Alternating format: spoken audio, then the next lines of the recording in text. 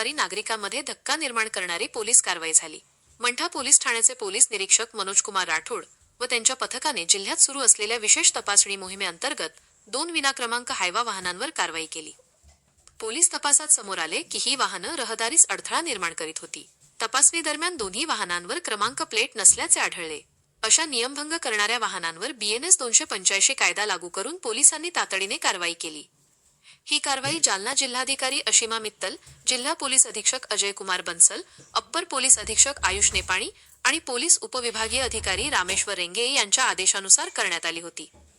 पोलिसांनी सांगितले की विनाक्रमांक वाहनांमुळे रहदारीत गंभीर अडथळा निर्माण होतो, त्यामुळे अशा प्रकारच्या कारवाया पुढेही नियमितपणे सुरू राहतील। या घटनेने नागरिकांमध्ये भीती निर्माण केली आहे। अनेक नागरिक म्हणतात की नियमबाह्य वाहनचालक शहरातील सुरक्षिततेसाठी गंभीर धोका ठरू शकतात। प्रशासकीय यंत्रणा कितपत तत्पर आहे, हा प्रश्न लोकांच्या मनात कायम राहतो।